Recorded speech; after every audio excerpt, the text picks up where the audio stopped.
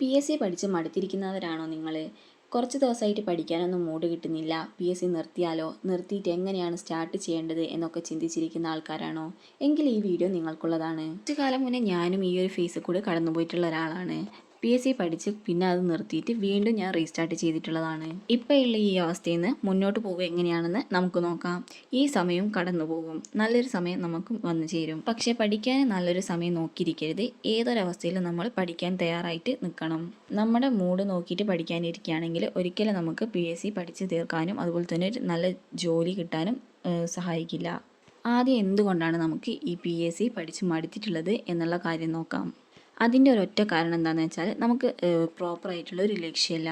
ഒരു ലക്ഷ്യം ഉണ്ടെങ്കിൽ നമ്മൾ അതിലേക്ക് എത്തിച്ചേരാൻ വേണ്ടിയിട്ട് പറ്റാവുന്ന അത്രയും പരിശ്രമിക്കും. നമുക്കൊരു ലക്ഷ്യമില്ല, ഏതെങ്കിലും ഒരു എക്സാം എങ്ങനെയെങ്കിലും ഒന്ന് കയറി കിട്ടിയാൽ മതി എന്നുള്ളൊരു രീതിയിലേക്ക് നമ്മൾ പഠിക്കുന്നത്. അതുകൊണ്ടാണ് നമുക്ക് പഠിക്കുമ്പോൾ വേഗം തന്നെ മടുക്കാനുള്ള ഒരു കാരണം. ഞാനും അങ്ങനെയായിരുന്നു. പഠിക്കുമ്പോൾ എനിക്ക് വേഗം മടുക്കായിരുന്നു. കാരണം ഒരു ലക്ഷ്യം എനിക്കുണ്ടായിരുന്നില്ല. ഇപ്പം ഞാൻ വീണ്ടും റീസ്റ്റാർട്ട് ചെയ്തപ്പോൾ ഒരു ലക്ഷ്യം വെച്ചിട്ടാണ് ഞാൻ പഠിക്കുന്നത്. ആദ്യം ചെയ്യേണ്ടത് നിങ്ങൾക്ക് പ്രോപ്പറായിട്ടുള്ള ഒരു ലക്ഷ്യം നിങ്ങൾ കണ്ടെത്തുക. നിങ്ങൾക്ക് എന്താ ആവേണ്ടത്, ഏത് എക്സാമാണ് എഴുതേണ്ടത്, ഏത് എക്സാമിന് വേണ്ടിയിട്ടാണ് ഞാൻ നല്ല രീതിയിൽ പ്രിപ്പയർ ചെയ്യേണ്ടത് എന്നൊക്കെ ഉള്ളത് ഒന്ന് മനസ്സിൽ ഉറപ്പിച്ച് വെക്കുക.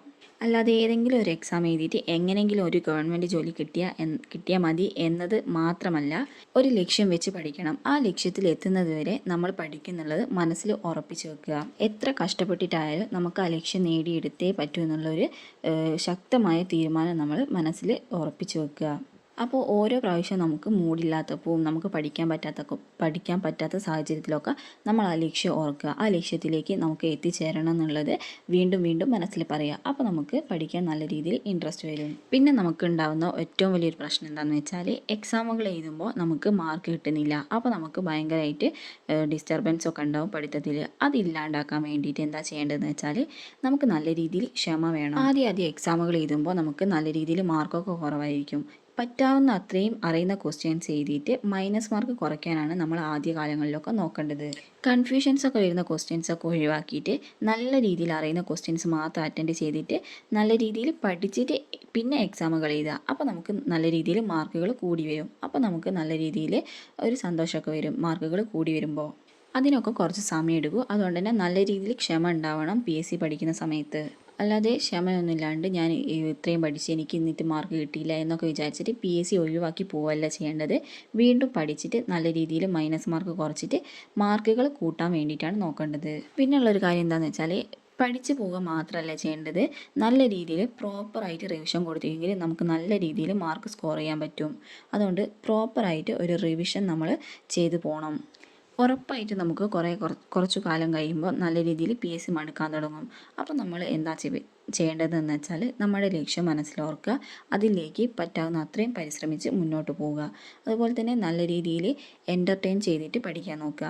ഫ്ലാഷ് കാർഡ് യൂസ് ചെയ്തിട്ട് അതിൻ്റെ ഒരു വീഡിയോ ഞാൻ ഇന്നലെ യൂട്യൂബിൽ അപ്ലോഡ് ചെയ്തിട്ടുണ്ട്. ആ വീഡിയോ കാണാത്തവരുണ്ടെങ്കിൽ അതും കൂടി ഒന്ന് പോയി കണ്ടു നോക്കണം. നമ്മൾ ഇഷ്ടത്തോടു കൂടി പഠിച്ചില്ലെങ്കിൽ നമുക്ക് ഒരിക്കലും മടുക്കില്ല. അതുകൊണ്ട് തന്നെ PSC എന്ന് പറയുന്നത് നമുക്കൊരു ജോലിക്ക് വേണ്ടിയിട്ടാണ് നമ്മൾ പഠിക്കുന്നത്. അത് ഒരു ലക്ഷ്യം വെച്ചിട്ട് പഠിക്കണം. അപ്പോൾ നമുക്ക് മുന്നോട്ട് പോകാൻ ഒരു പ്രേരണ കൂടി ഉണ്ടാവും.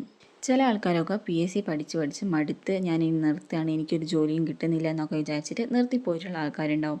കുറച്ചുകൂടി കഴിഞ്ഞിട്ട് അവർക്കൊരു എന്താ പറയുക റിഗ്രറ്റ് വരും. ഞാൻ അന്ന് നിർത്തിപ്പോയില്ലെങ്കിൽ എനിക്ക് കുറച്ചുകൂടി മുന്നോട്ട് പോകാൻ പറ്റിയായിരുന്നൊക്കെ ചിന്തിക്കും. പക്ഷേ അതും ചിന്തിച്ചിരിക്കാന്നല്ലാണ്ട് PSCയിലേക്ക് തിരിച്ച് കയറണം എന്നുള്ളൊരു ചിന്ത ഉണ്ടാവും. പക്ഷെ കയറാൻ പറ്റുന്നുണ്ടാവില്ല. അങ്ങനെയുള്ളവർ ചെയ്യേണ്ടത് എന്താണെന്ന് വെച്ചാൽ നമ്മൾ കുറച്ചധികം കാലം തന്നെയായിട്ടുണ്ടാവും PSC ഒക്കെ ഒഴിവാക്കി പോയിട്ട്. അപ്പോൾ നമ്മുടെ കയ്യിൽ കുറേ നോട്ടും കാര്യങ്ങളൊക്കെ ഉണ്ടാവും.